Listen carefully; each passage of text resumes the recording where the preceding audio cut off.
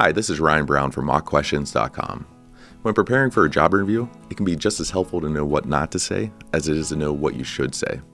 Today, we're going to look at one common interview question. What is your greatest weakness?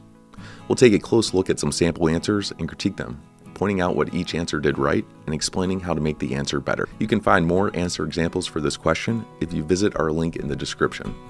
You can also get feedback from our job coaches by becoming a member of mockquestions.com. I think my biggest weakness is that I don't always take a step back and look at the situation from a different point of view. This response is honest and self-aware, which is crucial when answering this question. However, the interviewee does not mention what they are doing to overcome this weakness. Interviewers want to see evidence that you're working on developing your skills and taking advantage of your growth opportunities. I would have to say my greatest weakness is being a perfectionist. I sometimes catch myself spending too much time on something because I want all the details to be perfect. This is a good start, but the interviewer may perceive it as a cliche answer or a false weakness.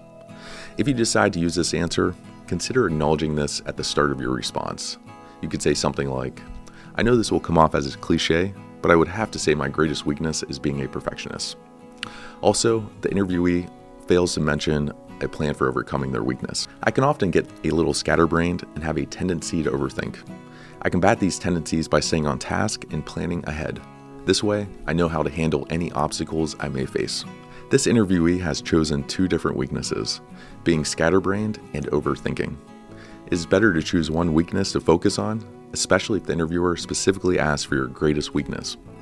Also, the term scatterbrained has a negative connotation.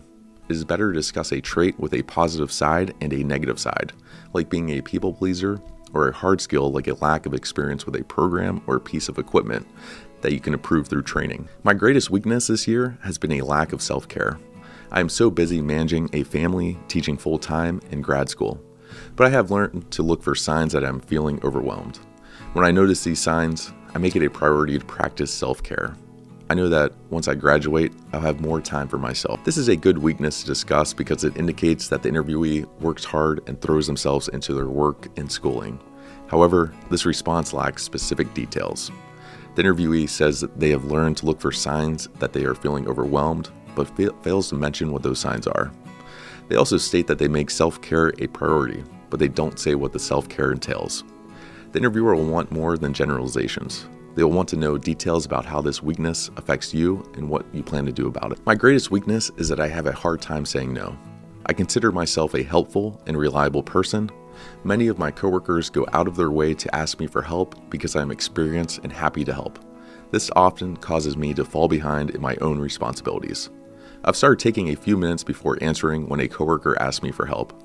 During that time, I evaluate my own responsibilities to determine if I have time and energy to spend on something else. Taking that time forces me to think before I agree to something rather than mindlessly saying yes. This is a strong response.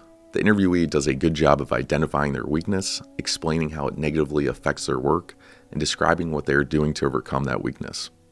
Even though this is a growth area, the interviewee is able to showcase their weakness as a strength because it's clear that they are hardworking, helpful, and want to go the extra mile. We hope this video helped you today. If you need more interview advice, remember to subscribe to our channel.